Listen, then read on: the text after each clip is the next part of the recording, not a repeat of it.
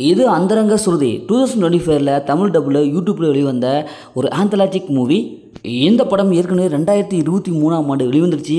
இப்போ யூடியூப்பில் தமிழ் டப்பில் அவைலபிளாக இருக்குது. மறக்காமல் செக் அவுட் பண்ணிடுங்க. இந்த படத்துடைய கதையை பார்த்துடலாம். இந்த படத்தில் மொத்தம் ஒரு 5 கேரக்டர் இருக்காங்க. இந்த 5 கேரக்டரும் ஒரே கதையில் கொண்டாந்து இணைப்பாங்க.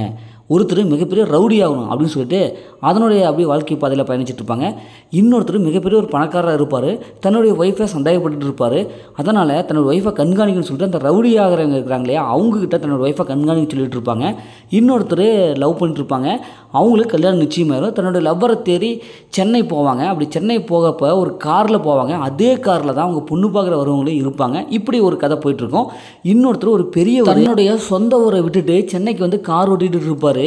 அந்த காரில் துப்பாக்கி முனையில் அவங்க கடத்திடுவாங்க. இப்படி ஒரு கதை போயிட்டுருக்கும். இப்படி எல்லாத்தோடைய கதையிலையும் ஒரே கிளைமேக்ஸில் நினைப்பாங்க. இறுதியில் என்ன ஆச்சு அப்படிங்கிறதா இந்த படத்துடைய ஆன்லைன். இந்த படத்துடைய பாசிட்டிவ் பொறுத்தளவுக்கு படத்துடைய ஸ்டோரி ஓரளவுக்கு டிஃப்ரெண்ட்டாக இருக்குது. படத்துடைய ஃபர்ஸ்ட் ஆஃப் ஓரளவுக்கு இன்ட்ரெஸ்ட்டாக காமிச்சிருக்காங்க. படத்தில் நடிச்சவங்க ஓரளவுக்கு பர்ஃபார்ம் பண்ணியிருக்காங்க. படத்தோட தமிழ் டபுள் பாய் சூப்பராக இருக்குது. மற்றபடி இந்த படத்தில் பெரிய பாசிட்டிவில் எதுவுமே இல்லை. இந்த படத்துடைய மைனஸ்ன்னு பார்த்தா இந்த படத்தில் எல்லா கேரக்டரும் அப்படி இப்படி தான் கொண்டு வந்துருக்காங்க. எந்த ஒரு கேரக்டரும் முழுமையாக எழுதலை. எந்த ஒரு கேரக்டரும் நம்மளால் ஃபாலோ பண்ணவே முடியல. இவங்க ஸ்க்ரீன் ப்ளே பொறுத்தளவுக்கு ஏனோ தானே தான் இருக்குது.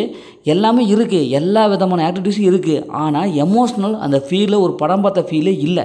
அதே மாதிரி டெக்னிக்கல் பார்க்கும்போது சினிமாட்டோகிராஃபி ரொம்ப லோவாக இருக்குது. ஒரு படம் பார்க்குற ஃபீலே இல்லை. ஏதோ ஒரு நாடகம் ஒரு ஷார்ட் ஃபிலிம் எடுத்த மாதிரி தான் இருக்குது. அதே மாதிரி பிஜிஎம் மியூசிக் அந்தளவுக்கு ஒர்க் அவுட் ஆகலை. படத்தில் ட்விஸ்ட் அண்ட் டர்னிங்கில் இல்லவே இல்லை. படம் ரொம்ப ஃப்ளாட்டாக போகுது, நார்மலாக போகுது. படத்துடைய கிளைமேக்ஸ் அதே மாதிரி தான் ஒரு சிம்பிளாக முடிச்சிட்டாங்க. இந்த படத்தை ஃபேமிலியோட பார்க்கலாம். கண்டிப்பாக ஃபேமிலியோட பார்க்கலாம். படத்தில் அந்த மாதிரி சீன்ஸில் எதுவுமே இல்லை. மொத்தத்தில் இந்த படம் சூப்பராக இருக்குது, சும்மா இருக்காங்க. இந்த படம் ஒரு ஒன் டைம் ப்ளே ஆவரேஜ் போது நான் சொல்கிறேன். ஓகே, இதே மாதிரி அடுத்த ஒரு புதிய மூவி ரீல் சந்திப்போம்.